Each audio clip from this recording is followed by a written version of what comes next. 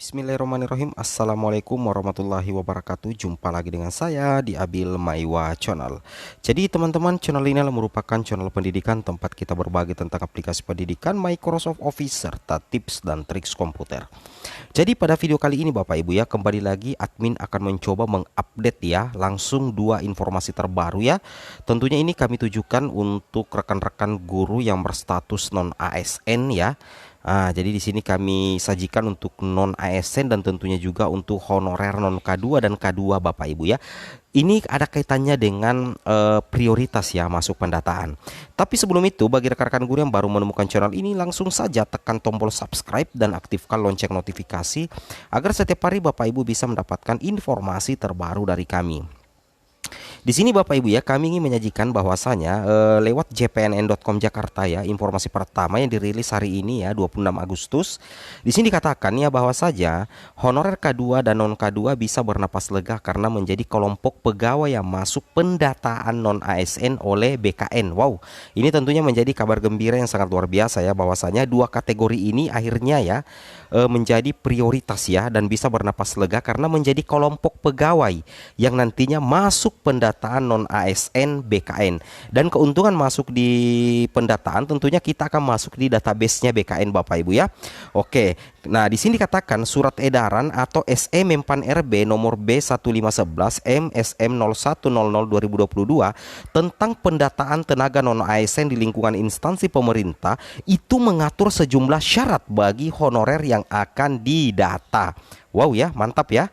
Nah, jadi nantinya di sini saja kita sudah bisa simpulkan Bapak Ibu ya, bahwasanya kedua kelompok ini baik itu honorer kedua itu bisa bernapas lega Bapak Ibu ya, karena nantinya akan masuk dalam pendataan non ASN. Nah, di sini dikatakan Deputi Bidang Sistem Informasi Kepegawaian BKN Bapak Suharmen menyebut pendataan hanya dilakukan terhadap dua kelompok, yaitu honorer K2 dan tentunya pegawai non ASN. Nah, di sini dilanjutkan lagi, Suharmen mengatakan honorer K2 yang didata harus terdaftar dalam database BKN, sedangkan pegawai non ASN hanya yang bekerja di instansi pemerintah ya. Jadi untuk yang honorer K2 sudah sangat jelas bahwa resmi akan masuk dalam pendataan apabila terdaftar di dalam database BKN, itu honorer K2 ya. Sedangkan kalau yang pegawai non ASN yang didata adalah yang hanya bekerja di instansi pemerintah, seperti itu. Jadi yang didata hanya honorer atau tenaga non ASN yang bekerja di instansi pemerintah, kata Suharmen kepada gpnn.com ya Bapak Ibu ya. Seperti itu. Nah, di sini dikatakan ya bahwasanya Deputi Bidang Sistem Informasi Kepegawaian BKN Suharmen menyebut pendataan hanya dilakukan terhadap dua kelompok, yaitu honorer K2 dan pegawai non ASN Bapak Ibu ya. Jadi di sini sudah sangat jelas ya bahwa memang ada dua kategori yang bisa masuk di pendataan. Yang pertama itu jelas ya, honorer K2 dan pegawai non ASN.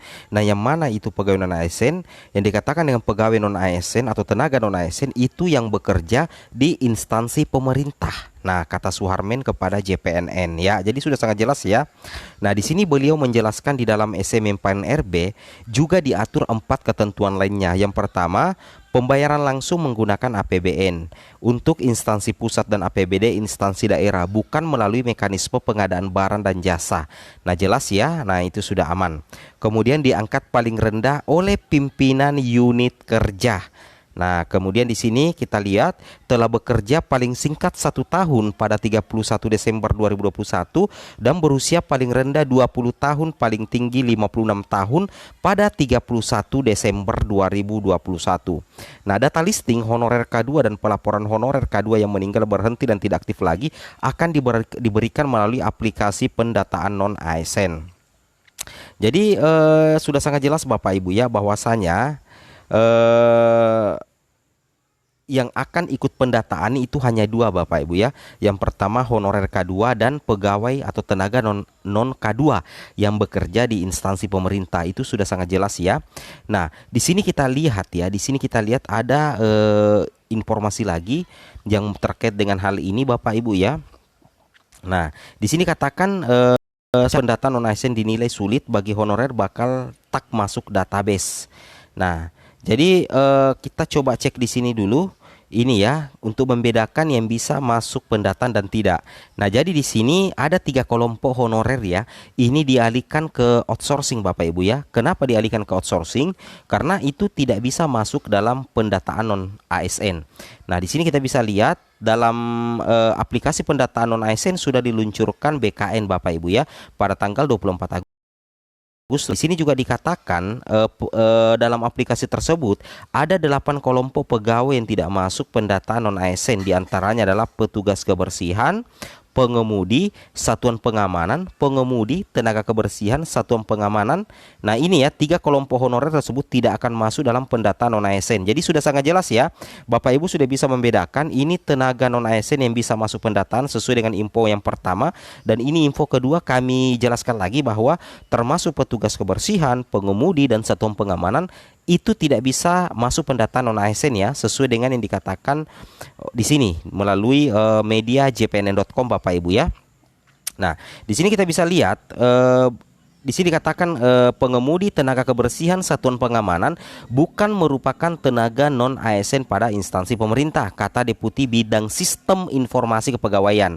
Nah, jadi untuk tenaga pengemudi, kemudian tenaga kebersihan dan satuan pengamanan ternyata bukan tenaga non ASN pada instansi pemerintah. Pertanyaannya, bagaimana dengan guru? Nah, jelas ya, kalau guru itu kan dia bekerja di sekolah negeri, otomatis itu adalah instansinya pemerintah di bawah naungan Dinas Pendidikan. Berarti guru bisa ikut pendataan Bapak Ibu ya. Apalagi kalau dia honorer kategori 2 atau guru THK 2, pasti bisa tentunya Bapak Ibu ya.